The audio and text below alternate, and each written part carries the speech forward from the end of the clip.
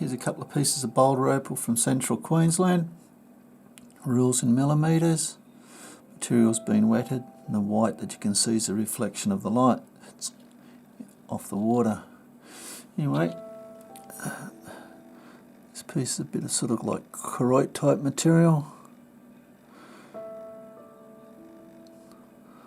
These areas are softer.